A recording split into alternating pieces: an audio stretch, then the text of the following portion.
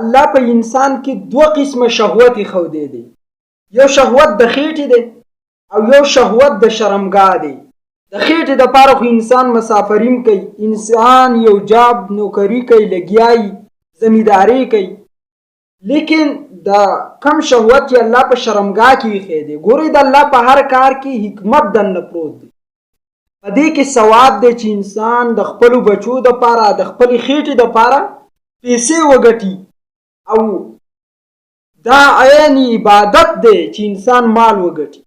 دویم شهوت د شرمګاه دی، په دې کې الله جل جلاله ثواب ایښودی دی.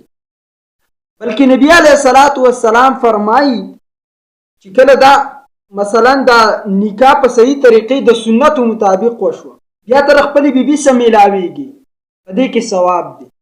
رسول الله مبارک علیه الصلاة والسلام فرمایي کله چې خاوند د خپلې ښځې سره مذاق کوي، نو الله دې دوانو ته په دې باندې ثواب هم ورکوي او د دې دپاره د حلال رزق انتظام هم کوي الله جل جلاله.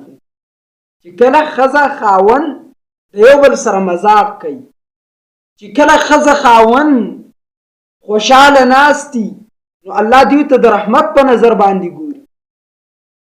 نبی علیه السلام وایي النکاح من سنتي فمن رغب عن سنتي فلیس مني.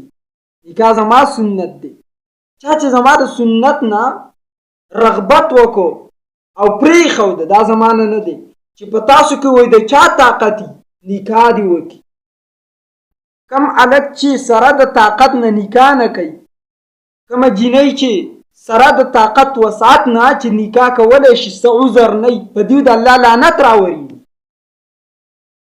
نن څومره خلک دي چې د نکاح نه تښتي، وجه دا ده چې د هغې عمر د نکاح صحیح لاړ شي، نو بیا وروسته په نکاح باندې کوي څه. رسول الله وایي تاسو نکاحګانې وکئ چې زما امت ډېر شي، زه فخر کوم. راشه د خپل نبي د ارمان پوره کا، نکاح وکړه چې ستا نبي ستا په اولاد فخر وکړي، بیا ډېر بچي راوړئ. د پنجابیانو په شان نه چې 2 بچے سب سے اچھے، 2 بچے سب سے برے، 10 بچے سب سے اچھے، 10 بچی راوړه. څنګه زما نبی د جنتی ښځې په صفت کې فرمایي ودود. صحابه ته وفرمایل زه نن تاسو ته د جنتي ښځې ذکر ونه کړم؟ صحابه ویل قالوا بلا یا رسول الله، د الله نبي وکړه که نه؟ رسول الله ورته وفرمایل ودود، چې د خاوند سره محبت کوي. حدیث کې راځي چې کله تی خاوند خفه شي تر هغې پورې به نه وده کېږي تر څو چې د دې خاوند دا لاس داسې په لاس کې نیولی ورته وایي چې زه خو ستا یم، ستا نه غیر زما سکون نه کېږي. دا خبرې ته زه کوم ها حدیث کې نشته. د خاوند د رضا کولو دپاره او چې ته نه رضا شوې زه به نه وده کېږم، دې ته وایي مینه ناکه ښځه. ولودن دویم صفت یې دا بیان که رسول الله چې هغه ښځه چې ډېر بچي زیږوونکي، چې ډېر بچي زیږوونکي، تاکہ میں قیامت کے روز اپنی امت پہ فخر کروں، دې دپاره چې زه د قیامت په ورځ په خپل امت باندې فخر وکړم. او یې فرمایل رسول الله مبارک ویل د الله د یرې سره سره په دې دنیا کې د ټولو نه قیمتي سرمایه چې د هغه ښځه ده، خپله بیبي ده، خپله بیبي ده. او هغه بیبي ده چې خاوند د دې طرف ته وګوري او خاوند خوشحاله شي. دا نو او خاوند تلبیس ابلیس کتاب کې یو قصه ده، کله چې دا خاوند کور ته نوځي او سلام ونه کي، شیطان راځي د ده په دې زګین کې کښېني، د سترګو په منځ کې کښېني. یا خاوند ته وایي وګوره کټونه سار پاتې شوي دي، هغه شان دي پراته دي، لوښي نه دي انځلي، ځای نه دی جارو کړی. دا خو غوسه شي که نه؟